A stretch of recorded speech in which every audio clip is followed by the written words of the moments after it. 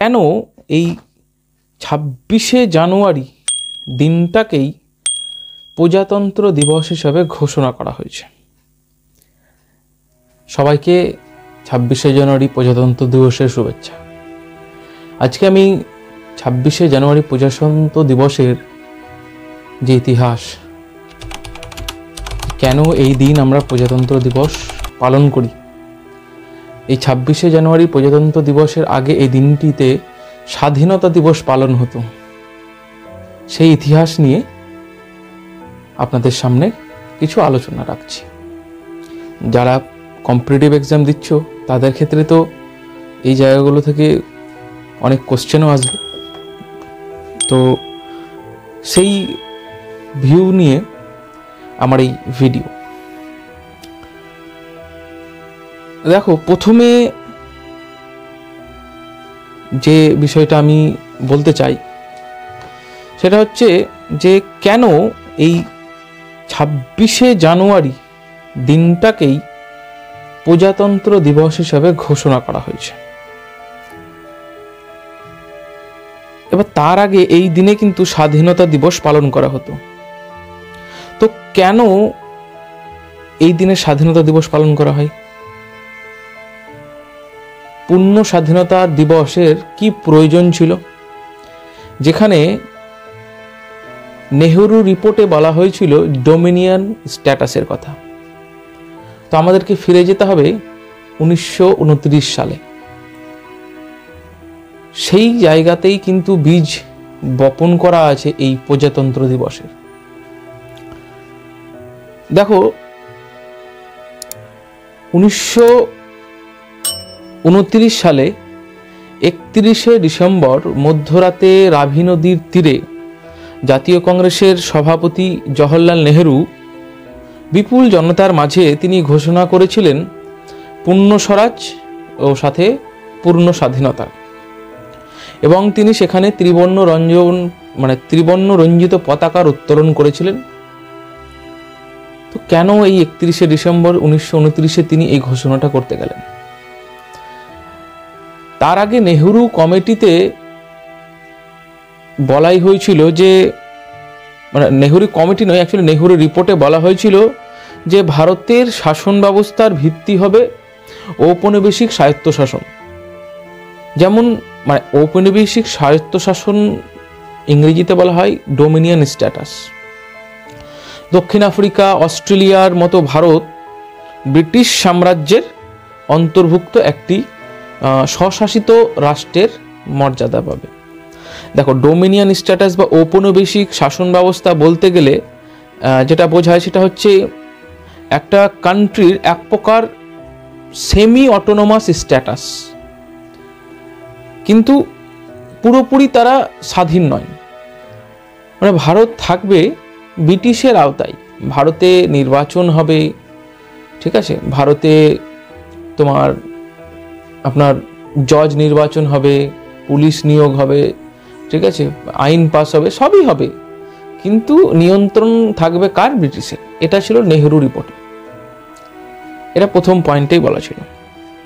তো কেন 1929-এ 31শে ডিসেম্বর পূর্ণ স্বাধীনতার আওয়াজ তোলেন জাতীয় কংগ্রেসের সভাপতি তৎকালীন জওহরলাল নেহেরু স্যার? তো এর মাঝে কিছু গুরুত্বপূর্ণ আমি পয়েন্ট বলবো, যেটা হচ্ছে 1928 সালে ভারতের ভবিষ্যতে শাসনতান্ত্রিক সংস্কার, ভারতের সংবিধানের গঠন আর দায়িত্বশীল সরকার গঠনের জন্য সাইমন কমিশন কিন্তু 1928-এ ভারতবর্ষে আসেন বোম্বেতে। সাইমন কমিশন যখন বোম্বেতে ভারতবর্ষের বুকে পা রাখেন, তখন সারা ভারতবর্ষে সাইমন কমিশনের বিরুদ্ধে তীব্র আন্দোলন গড়ে ওঠে। কারণ সেই সাইমন কমিশনে কোনো ভারতীয় সদস্য ছিল না। বিষয়টা হচ্ছে, ভারতের জনগণের জন্য সংবিধান প্রণয়ন হবে, তারা সেই সংবিধান গঠন বা সেই সংবিধান কিভাবে তৈরি হবে তা নির্বাচন করে দেবেন ব্রিটিশ। এটা তো হতে পারে। তো যার বিপক্ষে সমস্ত ভারতীয়রা আন্দোলন করেছিলেন, ভারতের নেতৃবৃন্দ আন্দোলন করেছেন। 1928 সালে 30শে অক্টোবর লালা লাজপত রায় বৃদ্ধ, তিনি লাহোরে এই সাইমন কমিশন বিরোধী স্লোগান দেওয়ার ফলে পুলিশের লাঠির আঘাতে নির্মমভাবে আহত হন এবং পরে 17ই নভেম্বর 1928 তিনি কিন্তু মারা যান। তাহলে সাইমন কমিশন বিরোধী আন্দোলন চলছে, লালা লাজপত রায় মারা গেলেন পুলিশের আঘাতে। তারপরে দিল্লির আইন পরিষদে 1929 সালে 8 এপ্রিল ভগৎ সিং আর বটুকেশ্বর দত্ত বোমা ফাটিয়ে দেন। 1929 সালে 13ই সেপ্টেম্বর লাহোরের বোরেস্টল জেলে যতীন দাস 64 দিন অনশন পালন করে তিনি মারা যান। এই সমস্ত বিভিন্ন কারণে ভারতের যে রাজনৈতিক অস্থিরতা, সেটা কিন্তু সেই যে তৎকালীন পরিস্থিতিকে এক প্রকার বিপ্লবমুখী করে তুলেছিল। মানে পুরো অগ্নিগর্ভ একটা সিচুয়েশন ভারতের বুকে সেই সময়।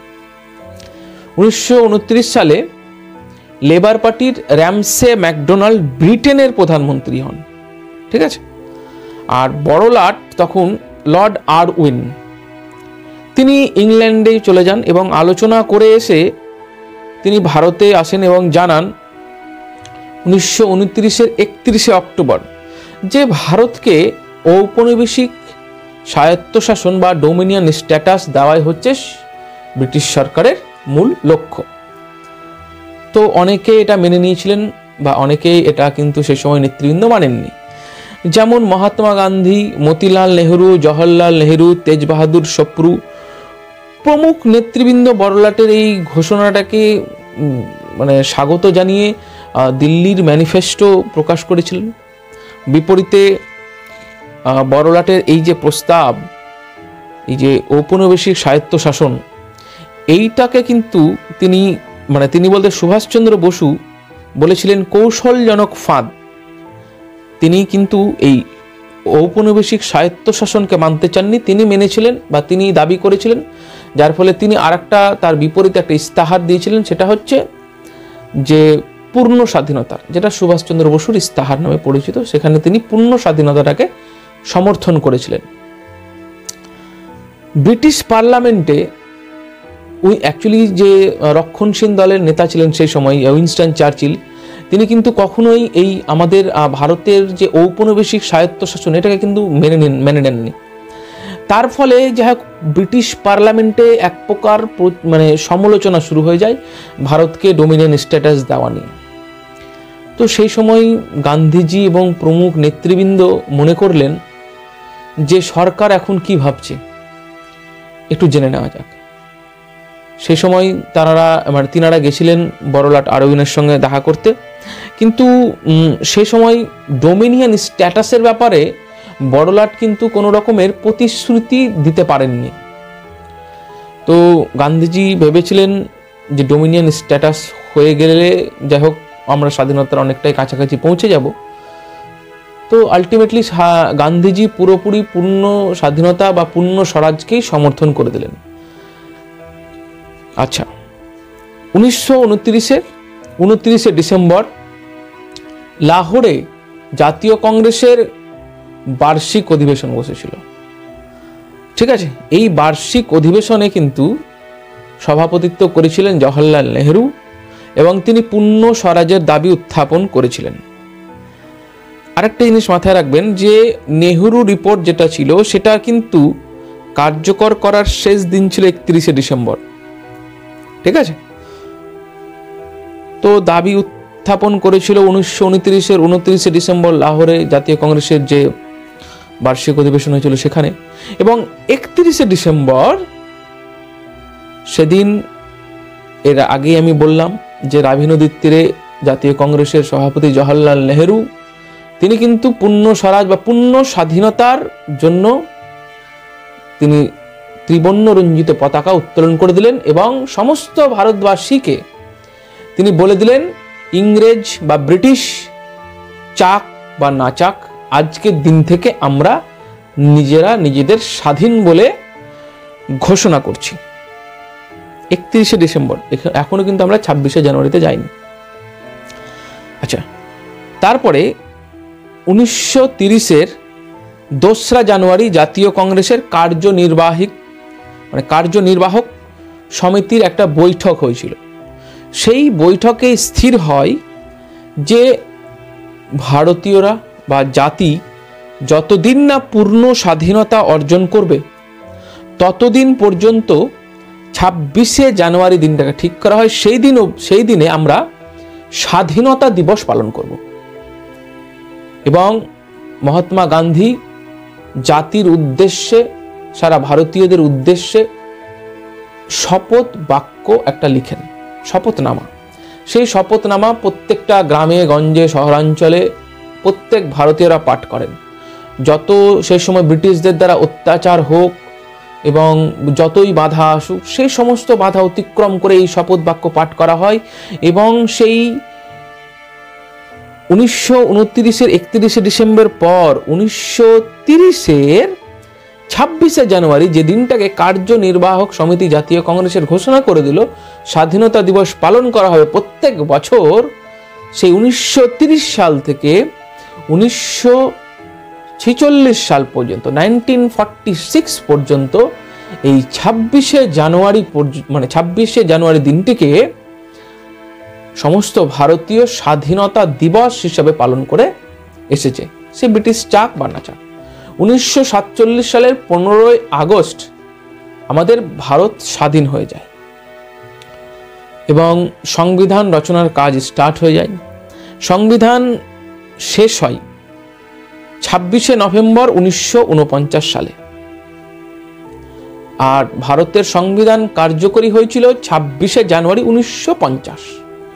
তাহলে 26শে জানুয়ারি 1946 সাল অবধি স্বাধীনতা দিবস পালন হয়ে আসছিল, আর 26শে জানুয়ারি 1950-এ আমাদের ভারতের সংবিধান কার্যকরী হয়ে যায়। তাহলে 26শে জানুয়ারি যদি স্বাধীনতা দিবস পালন হয়, তো আমরা তো সংবিধানের আন্ডারে চলে আসছি 26শে জানুয়ারি। তো সেক্ষেত্রে আপনারা যদি ভালো করে লক্ষ্য করেন, ভারতের সংবিধানের প্রিয়াম্বল, সেখানে 3টে ওয়ার্ড ছিল প্রারম্ভে, মানে শুরুতে, প্রস্তাবনাতে কি ছিল? সোভারিজন ডেমোক্রেটিক রিপাবলিক। 1976-এর 42তম অ্যামেন্ডমেন্ট দ্বারা সোশ্যালিস্ট সেকুলার ইন্টিগ্রিটি পরে যুক্ত হয়েছিল। তো ওই যে সোভারিজন ডেমোক্রেটিক রিপাবলিক, এই কথাটা যুক্ত ছিল, সেই রিপাবলিক কথার অর্থ কি? রিপাবলিক কথার অর্থ হচ্ছে প্রজাতন্ত্র। এর যদি ব্যুৎপত্তিগত অর্থ বের করা হয়, মানে আক্ষরিক অর্থ বের করা হয়, রিপাবলিকের অর্থ হচ্ছে যে আমরা ভারতের জনগণ ইনডাইরেক্টলি ভাবে দেশের রাষ্ট্রপতিকে নির্বাচন করি। মানে বলতে গেলে রাষ্ট্রপতি হচ্ছে স্থলবাহিনী, নৌবাহিনী এবং বায়ুসেনার প্রধান। আমরা কিন্তু তাকে নির্বাচন করি, আমরা প্রধানমন্ত্রীকে নির্বাচন করি, যারা ল তৈরি করে। তাহলে সুপ্রিম পাওয়ার ভারতের কার কাছে রয়েছে? সুপ্রিম পাওয়ার ভারতের জনগণের কাছে রয়েছে ভোট দানের মাধ্যমে। এই জন্য এই কথাটা আসছে রিপাবলিক, মানে প্রজাতন্ত্র। তো যারা সংবিধান লিখেছেন, সে সময় যারা নেতৃবৃন্দ আছেন, তারা দেখলেন এই 26শে জানুয়ারি দিনটিকে স্মরণীয় রাখার জন্য, আর এই যে 1930 সাল থেকে 1946 সাল অবধি 26শে জানুয়ারিতে যে স্বাধীনতা দিবস পালন করা হয়েছে, ভারতীয়রা যে বলিদান দিয়েছে, যে এফোর্টটা লাগিয়েছে ভারতের স্বাধীনতার জন্য বিভিন্ন বীর, বিভিন্ন নেতা, ভারতের জনগণ, তাদেরকে স্মরণীয় রাখার জন্য এই 26শে জানুয়ারি দিনটাকে প্রজাতন্ত্র দিবস হিসেবে পালন করা। তাহলে 26শে জানুয়ারি 1950-এ সংবিধান কার্যকরী হলো, এবং যেহেতু সংবিধানে লেখায় রয়েছে প্রজাতন্ত্র ভারতবর্ষ একটা, সেহেতু 26শে জানুয়ারি আর ওই সেই 1930-এর 26শে জানুয়ারি দুটোকে মার্চ করে দিয়ে স্বাধীনতা দিবসের জায়গায় 26শে জানুয়ারি প্রজাতন্ত্র দিবস পালন করা শুরু হলো। তো এই হচ্ছে 26শে জানুয়ারি প্রজাতন্ত্র দিবসের মেন ইতিহাস। মোদ্দা কথা যে আত্মত্যাগ, বলিদান, এগুলো স্মরণ রাখার জন্য 26শে জানুয়ারি স্বাধীনতা দিবসকে, আর গণপরিষদ দ্বারা যে ভারতের সংবিধানের যে আপনার সংবিধান যে কার্যকরী হয়েছিল যেদিন থেকে 26শে জানুয়ারি, সেটাকে মার্চ করা হলো একই দিন। তাহলে স্বাধীনতা দিবস আর প্রজাতন্ত্র দিবসকে মার্চ করে প্রজাতন্ত্র দিবস পালন করা শুরু হয়। আর 1947 সালে 15ই আগস্ট আমরা স্বাধীন হয়ে গেছিলাম। তো এইটাই ছিল আমার মূল বক্তব্য, যে 26শে জানুয়ারি প্রজাতন্ত্র দিবসের পিছনে ইতিহাস কী ছিল। সবাইকে ধন্যবাদ। জয় হিন্দ, বন্দে মাতরম।